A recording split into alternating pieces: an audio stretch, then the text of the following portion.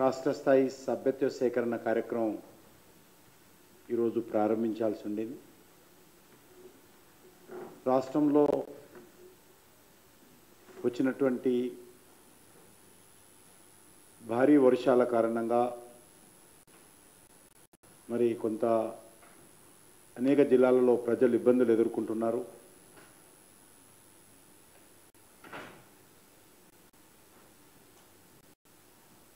మన పార్టీ కార్యకర్తలు కూడా చాలామంది వరద బాధితులకు సహాయ కార్యక్రమాల్లో నిమగ్నమై ఉన్నారు. కాబట్టి ఆ దృష్టితో సభ్యత్వ సేకరణ కార్యక్రమం ఏదైతే రాష్ట్ర స్థాయి మేము తీసుకోవాల్సినటువంటి కార్యక్రమాన్ని వాయిదా వేయడం జరిగింది. కొంత ముంపు ప్రాంతాల ప్రజలు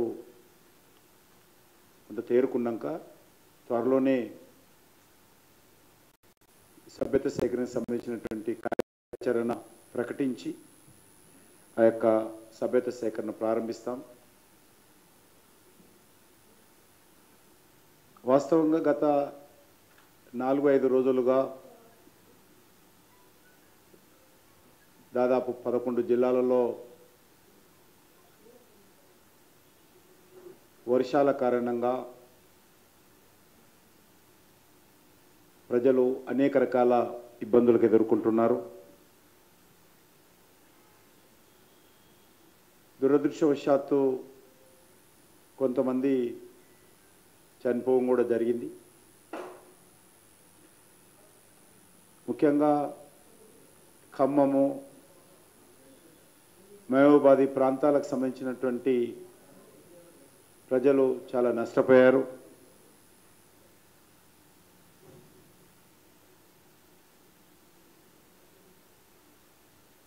ఆస్తులు నష్టపోవడము, పంట పొలాలు నష్టపోవడము, రోడ్లు, రైల్వే ఇటువంటివి కూడా చాలా ఇబ్బందులకు గురైంది.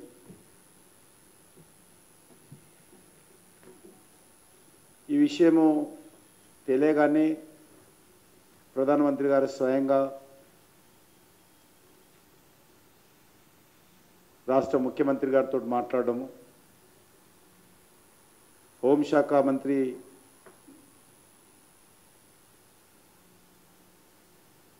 అమిత్ షా గారు కూడా రాష్ట్ర ముఖ్యమంత్రి గారితో మాట్లాడడము,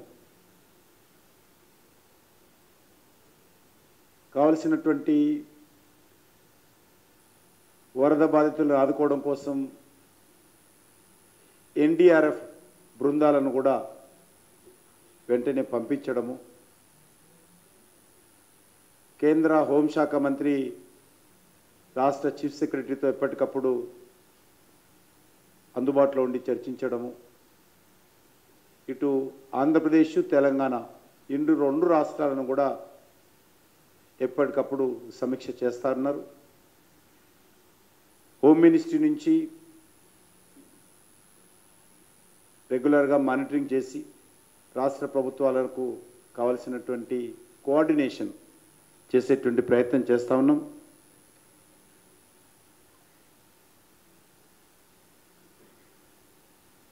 అంతేకాకుండా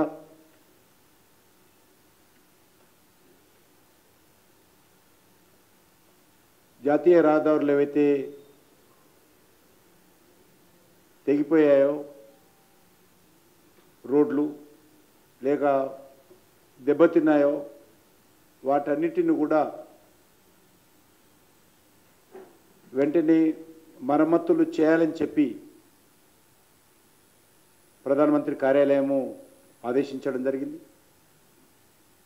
మేజర్గా తెలంగాణలో జాతీయ రహదారులు ప్రధానంగా ఖమ్మం ఉమ్మడి జిల్లాలలో, అదేవిధంగా వరంగల్ నుంచి అటు సైడు కొంత రైల్వేకి సంబంధించినటువంటి ట్రాక్స్ ఏవైతున్నాయో అవి కూడా కొంత దెబ్బతిన్నాయి. వాటిని కూడా యుద్ధ ప్రాతిపదిక మీద పునరుద్ధరించాలని వెంటనే ప్రయాణికులు రాకపోకలు కొనసాగించే విధంగా చర్యలు తీసుకోవాలని కూడా కేంద్రం ఆదేశించింది. ఇవి కూడా చాలా వేగవంతంగా ఎక్కడైతే నష్టపోయాయో జాతీయ రహదారులు కానీ రైల్వేస్ కానీ అవి కూడా పని జరుగుతున్నదనే విషయాన్ని కూడా ఈ సందర్భంగా మనవిస్తూ ఉన్నాను. అనేక ప్రాంతాల్లో చిన్న చిన్న చెరువులు తెగిపోవడము, కొంత ముందస్తు హెచ్చరికలు చేసినప్పటికీ కూడా మరి కొంత ప్రాణ నష్టం జరగడము చాలా దురదృష్టకరం. ఆల్ ఇండియా ప్రెసిడెంట్ బీజేపీ జగత్ ప్రకాష్ నడ్డా గారు స్వయంగా నాతో మాట్లాడి వివరాలన్నీ తెలుసుకొని బీజేపీ కార్యకర్తలందరూ కూడా తాత్కాలికంగా ప్రజలకు ప్రభుత్వ యంత్రాంగం కోసం ఎదురు చూడకుండా స్థానికంగా ఎక్కడికక్కడ బాధితులను ఆదుకోవాలి, వాళ్ళని చిక్కుకున్నటువంటి ప్రజలను లోతట్టు ప్రాంతాల నుంచి తరలించే కార్యక్రమంలో భాగస్వాములు కావాలి. వాళ్ళకు కావాల్సినటువంటి ఆహారం కానీ మంచినీరు కానీ కూడా వెంటనే అందించేటువంటి ప్రయత్నంలో పార్టీ స్థానిక శాఖలు భాగస్వాములు కావాలని విజ్ఞప్తి చేయడం జరిగింది. చాలామంది మా పార్టీ అన్ని శాఖలు కూడా సేవాభావంతో ముంపు ప్రాంతాల్లో పర్యటించి తాగునీరు, ఆహార పొట్లాలు అందించడము, తాత్కాలికమైనటువంటి షెల్టర్స్ ఏర్పాటు చేసేటువంటి ప్రభుత్వ యంత్రాంగానికి సహకరించడము, సురక్షిత ప్రాంతాలకు తరలించడం లాంటి కార్యక్రమాలు మా పార్టీ స్థానిక శాఖలు చేయడం జరిగింది.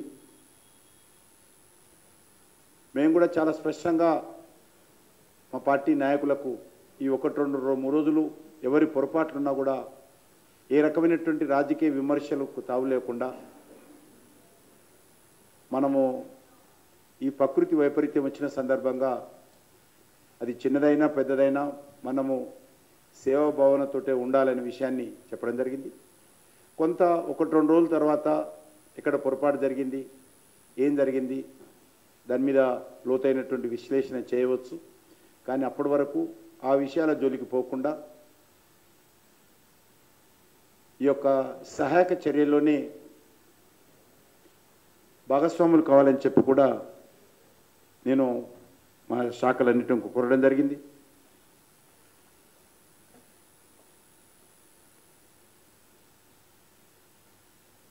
చాలా గ్రామాలలో ప్రజలకు యుద్ధ ప్రాతిపదిక మీద ఈ సహకారం అందించాల్సినటువంటి అవసరం ఉందని చెప్పి ఇప్పటికీ నేను భావిస్తూ ఉన్నాను. ఎవరైతే తాత్కాలికంగా రాష్ట్ర ప్రభుత్వం కూడా ఈరోజు డిజాస్టర్ రెస్పాన్స్ ఫండ్ ఏదైతే ఉంటుందో దానికి కేంద్ర ప్రభుత్వం కూడా నిధులు ఇస్తుంది. స్టేట్ డిజాస్టర్ రెస్పాన్స్ ఫండ్ అది రాష్ట్ర ప్రభుత్వం దగ్గర ఇప్పుడు నిధులు ఉన్నాయి, నిధుల కొరత లేదు. కాబట్టి వెంటనే తాత్కాలికంగా అన్ని రకాల అవసరాలకు ఆ డబ్బును ఉపయోగించి బాధితులను ఆదుకునేటువంటి కార్యక్రమం చేపట్టాలని కూడా ఈ సందర్భంగా కోరుతా ఉన్నాను. కొంత రాష్ట్ర ప్రభుత్వము గతంలో టీఆర్ఎస్ ప్రభుత్వం కావచ్చు, ఇప్పుడు ఉన్నటువంటి ప్రభుత్వం కావచ్చు, గతంలో విడుదల చేసినటువంటి నిధులకు స్టేట్ డిజాస్టర్ రిలీఫ్ ఫండ్కి సంబంధించి, రెస్పాన్స్ ఫండ్ రిలీఫ్ ఫండ్కి సంబంధించి ఇంకా యూటిలైజేషన్ సర్టిఫికెట్స్ కేంద్రానికి సమర్పించలేదు. దాని కారణంగా ఈ సంవత్సరం నిధులు విడుదలైనప్పటికీ కూడా రాష్ట్రానికి అది చేరుకోలేదు. ఈ విషయం నేను హోమ్ సెక్రటరీతో మాట్లాడాను. ఇప్పటికి ఉన్నటువంటి డబ్బు అయిపోతే యూటిలైజేషన్ సర్టిఫికేట్ ఇవ్వకుండా కూడా ఆ డబ్బులు తాత్కాలికంగా ఎమర్జెన్సీగా పంపే విధంగా చర్యలు తీసుకోవాలని చెప్పి కూడా రిక్వెస్ట్ చేశాను. ఇది 1 జూన్కు రిలీజ్ అయింది, ఒక 208 కోట్లు. అది కూడా గైడ్లైన్స్ కానీ కండిషన్స్ కానీ ఫుల్ఫిల్ చేయని కారణంగా కేంద్ర ప్రభుత్వం దగ్గరనే ఉంది. ఆ డబ్బు కూడా పంపే ఏర్పాటు చేస్తాం. స్టేటు ఆడిటర్ జనరల్ రిపోర్ట్ ప్రకారం 1345 కోట్లు ఈరోజు రాష్ట్ర ప్రభుత్వం దగ్గర disaster response fund, state disaster response fund ఉన్నది. అది పూర్తి స్థాయిలో వరద బాధిత ప్రాంతాలకు సంబంధించి సహాయ కార్యక్రమాలకు ఖర్చు చేయవచ్చు. కాబట్టి ఇప్పుడు ఉన్నటువంటి డబ్బు కావచ్చు, ఇంకా గతంలో చేసినటువంటి ఖర్చుకు సంబంధించినటువంటి యూసీ ఇచ్చినట్లయితే మరొక 208 కోట్లు కూడా ఉన్నాయి. ఈ లోపల రాష్ట్ర ప్రభుత్వం ఇచ్చేటువంటి నివేదిక ఆధారంగా కేంద్ర బృందాలు, అధికార బృందాలు వచ్చి ఆ ప్రాంతాల్లో పర్యటిస్తారు. పర్యటించిన ఆధారంగా అంచనా వేసి రాష్ట్రానికి సహకారం అందిస్తారు. కాబట్టి అది పెద్ద ఇబ్బంది కూడా కాదు. కాబట్టి అది వెంటనే ఆ రకమైనటువంటి కార్యక్రమాలకు ముందుకెళ్ళవచ్చు అనే విషయాన్ని కూడా ఈ సందర్భంగా మనవి చేస్తా ఉన్నాను. ఇదే కాకుండా ఎవరైతే వరదల కారణంగా చనిపోయినటువంటి మృతుల కుటుంబాలకు 3 లక్షల రూపాయలు కేంద్ర ప్రభుత్వం ఎక్స్గ్రేషియా ఇస్తుంది. కాబట్టి ఇప్పటికే రాష్ట్ర ప్రభుత్వము 5 లక్షలు ప్రకటించింది. మరొక 3 లక్షలు కేంద్ర ప్రభుత్వం ఈ యొక్క నియమం ప్రకారం ఇచ్చే అవకాశం ఉంది.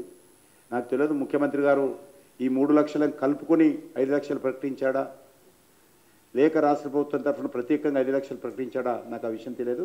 కానీ కేంద్ర ప్రభుత్వం నియమావళి మీకు కూడా ఇస్తాను. ఇప్పుడు నామ్స్ ఏవైతే గైడ్లైన్స్ ఇలాంటి ప్రకృతి వైపరీత్యాలు వచ్చినప్పుడు ఏ రకంగా సహకారం అందిస్తామో గైడ్లైన్స్ కూడా మీకు అందిస్తాను. దాంట్లో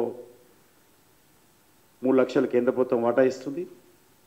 అదేవిధంగా క్షతగాత్రులు ఎవరైతే ఉంటారో వాళ్ళకు కూడా 2.5 lakhs ఇచ్చేటువంటి అవకాశం కూడా అందులో పొందుపరచడం జరిగింది. హాస్పిటల్లో ఉంటే హాస్పిటల్లో ఉన్నటువంటి పేషెంట్స్కు సహకారం, ఆర్థిక సహకారం అందిస్తారు. వారం రోజుల కంటే ఎక్కువ ఉంటే 16,000, వారం రోజుల లోపు ఉంటే 5,400 ఈ యొక్క హాస్పిటల్ ఖర్చుల కోసం ఇవ్వాలని కూడా కేంద్ర ప్రభుత్వం నిర్ణయించింది. ఇందులో చాలా చిన్న చిన్న విషయాలకు ఇళ్లలో నీటి వచ్చి మొత్తం నష్టపోతే బట్టలతో సహా తాత్కాలికంగా దుస్తుల కోసం 2,500, ఈవెన్ వంట పాత్రలు పోయినటువంటి వాళ్ళకు 2,500, పాడి పశువులు అయితే ఆధారపడి పాడి పశువులు ఉన్నాయో అవి ఒకవేళ వరదల్లో చనిపోయినా కొట్టుకుపోయినా 37,500 రూపాయలు. గొర్రెలు మేకలు లాంటి దాన్ని కూడా ఒక్కొక్క దానికి 4,000 చొప్పున 30 గొర్రెలకు కానీ 30 మేకలకు కానీ ఒక కుటుంబానికి ఇచ్చే అవకాశం ఉంది. అదేవిధంగా వ్యవసాయం చేస్తున్నటువంటి ఎద్దు కూడా ఇందులో కొట్టుకపోయినా చనిపోయినా 32,000 ఇవ్వాలని చెప్పి కూడా కొత్త గైడ్లైన్స్లో కేంద్ర ప్రభుత్వం నిర్ణయించడం జరిగింది. జీవనోపాధి కోల్పోయినటువంటి వాళ్లకు మన్రేగా కింద అడిషనల్ పని దినాలు కూడా కల్పించేటువంటి అవకాశం ఉంది. కాబట్టి ఎన్ని పని దినాలు కల్పించాలనేది రాష్ట్ర ప్రభుత్వ చేతిలోనే ఉంటుంది. కాబట్టి మన్రేగా కింద కూడా ఉండేటువంటి నిధులు కూడా ఈ యొక్క అడిషనల్ పని దినాలు కల్పించి వాళ్ళని ఆదుకునే విధంగా చర్యలు తీసుకోవచ్చు. అదేవిధంగా మట్టి పేరుకపోతే ఇసుక పేరకపోతే వరదల కారణంగా దాన్ని తొలగించడం కోసం కూడా కేంద్ర ప్రభుత్వము హెక్టార్ అంటే 2.5 ఎకర్స్ చొప్పున రైతులకు 18,000 వరకు, ఒక హెక్టార్కు 18,000 వరకు ఇచ్చేటువంటి అవకాశం ఉందనే విషయాన్ని కూడా ఈ సందర్భంగా మనం చేస్తున్నాం. అదేవిధంగా ఉద్యాన పంటలకు లేక ఇతర పంటలకు కూడా ఆర్థిక సహకారం అందించేటువంటి అవకాశం ఉంది. ఫామ్ ఆయిల్ కావచ్చు, కొబ్బరి కావచ్చు, ఇటువంటి ప్రాంతాలకు కూడా సహకారం అందించేటువంటి అవకాశం ఉందనే విషయాన్ని ఈ సందర్భంగా మనవి చేస్తూ, రాష్ట్ర ప్రభుత్వం కూడా పూర్తిగా వివరాలు సేకరించి కేంద్ర ప్రభుత్వం నుంచి రావాల్సినటువంటి సహకారం పొందాలని కూడా నేను ఈ సందర్భంగా మనవి చేస్తూ, ఏదైతే గతంలో ఇచ్చినటువంటి డబ్బులకు, గతంలో రిలీజ్ చేసినటువంటి నిధులకు యూటిలైజేషన్ సర్టిఫికెట్ ఇచ్చి మరి అడిషనల్ అమౌంట్ కూడా ఈ యొక్క స్టేట్ డిజాస్టర్ రెస్పాన్స్ ఫండ్కు SDRF దానికి నిధులు పొందాల్సినటువంటి అవకాశం ఉందనే విషయాన్ని కూడా ఈ సందర్భంగా మనవి చేస్తా ఉన్నాను.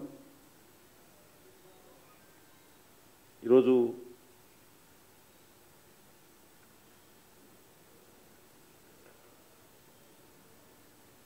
రాష్ట్ర ప్రభుత్వము అవసరమైనటువంటి అన్ని రకాల చర్యలు తీసుకోవాలి. ఎక్కడ కూడా అంటు వ్యాధులు సోకకుండా చర్యలు తీసుకోవాలి. దానికి కావాల్సినటువంటి మెడిసిన్స్ కానీ, డాక్టర్ల బృందాలు కానీ సిద్ధం చేయడం, వరదలు వచ్చినటువంటి ప్రాంతాలలో తాగునీటి సౌకర్యం కల్పించడము, ఇళ్లల్లో వరదల కారణంగా సర్వస్వం కోల్పోయినటువంటి వాళ్లకు ఆ ఇల్లు శుభ్రం చేయడం కానీ నుంచి మొదలు పెడితే వాళ్ళకు కావాల్సినటువంటి అన్ని రకాల వంట పాత్రలు కానీ, వంట సామాగ్రి కానీ కల్పించాల్సినటువంటి అవసరం ఉందనే విషయాన్ని ఈ సందర్భంగా మనం చేస్తా ఉన్నాం.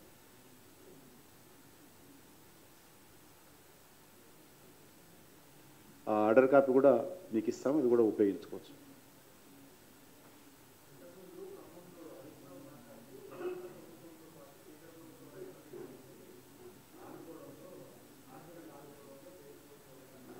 ఇక్కడ ఆర్థికంగా ఎట్లా ఎట్లా ఎట్లా అడుగుగా అలా అడగడం ఉందో నాకు అర్థం కాలేదు. అంటే క్లియర్గా కేటగిరికల్గా రాష్ట్ర ప్రభుత్వం దగ్గర డబ్బు ఉంది, కేంద్ర ప్రభుత్వంది డిజాస్టర్ ఫండ్ కింద కేంద్ర ప్రభుత్వం నుంచి డబ్బు ఖర్చు పెట్టుకోవాలి. తర్వాత కేంద్ర బృందాలు వస్తాయి, దానికి సంబంధించినటువంటి నివేదికలు తీసుకుపోయిన తర్వాత అడిషనల్ ఫండ్స్ ఇస్తారు.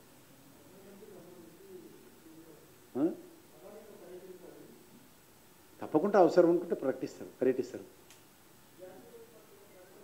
ఇట్లా అట్లా ఎక్కడ లేదు. ఇప్పుడు జాతీయ విపత్తు ఏడ ప్రకటిస్తున్నారు.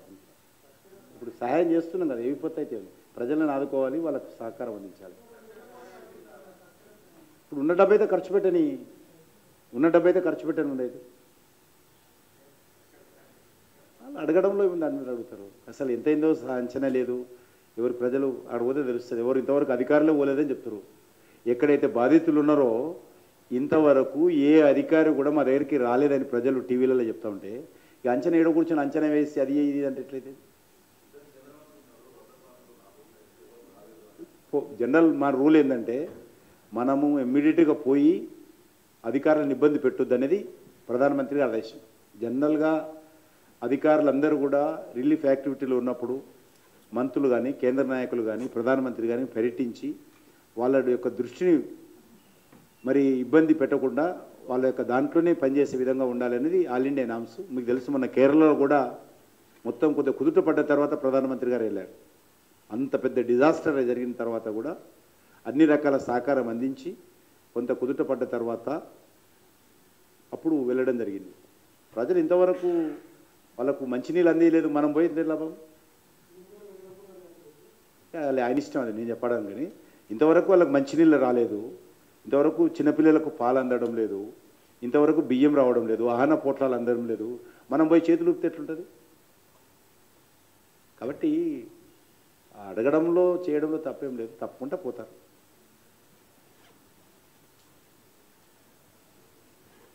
ఇంకా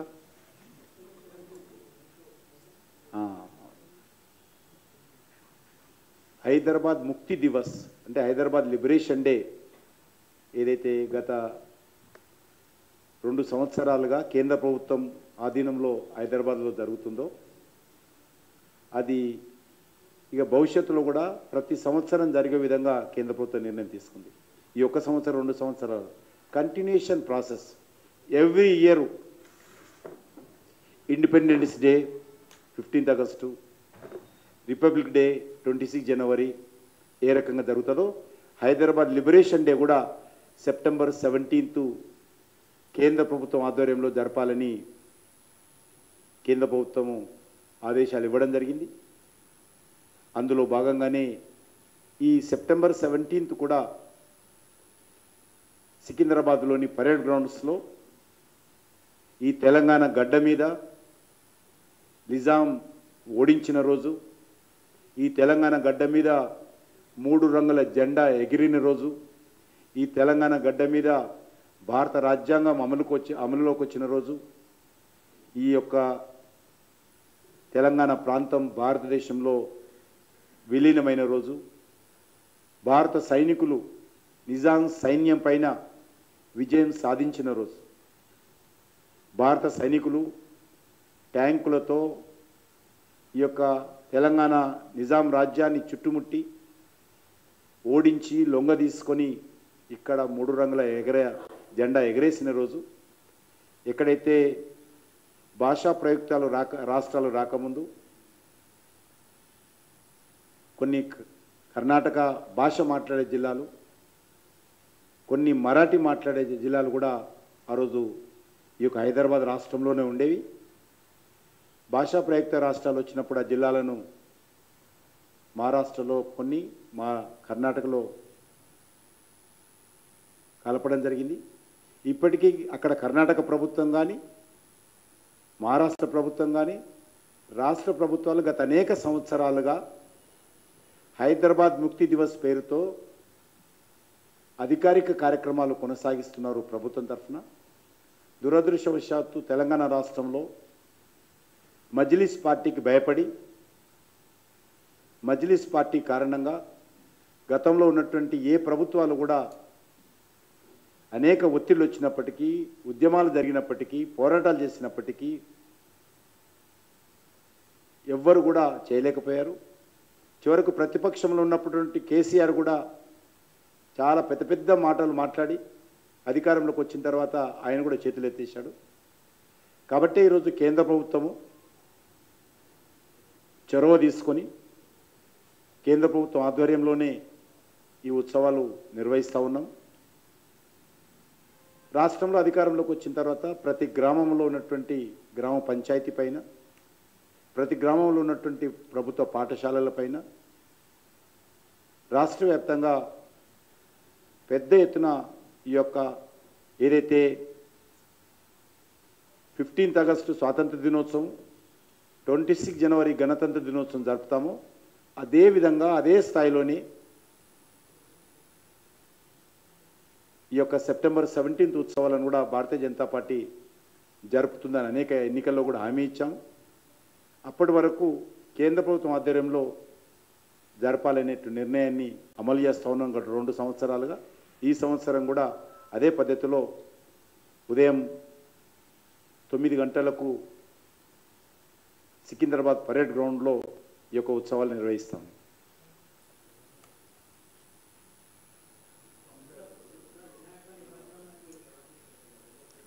చాలా సంతోషం. ఏదైతే 1948 సెప్టెంబర్ 17th ఏదైతే ఆ రోజు ఇక్కడ జెండా ఎగిరిందో సరిగ్గా ఆ రోజు కూడా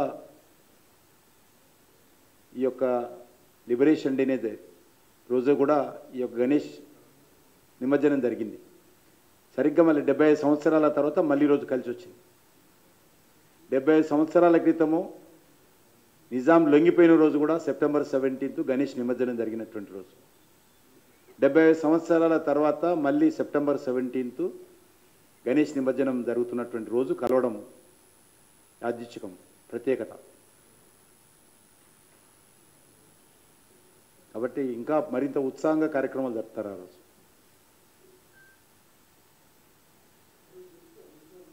అమిత్ షా గారు, ఇప్పటికైతే అమిత్ షా.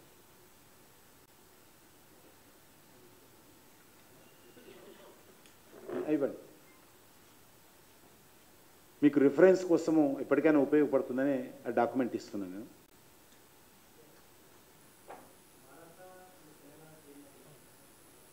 ఇంకేమనుకోలే, రేపు మీటింగ్ ఉంది, రేపు ఢిల్లీలో, రేపు నిర్ణయించి పిలుస్తాం. ఎక్కడికి? నేను చెప్పినది ఇంతకుముందు, మళ్ళీ మీరు అదే ఆల్రెడీ చెప్పేసినది, దానికి జవాబు వచ్చేసింది.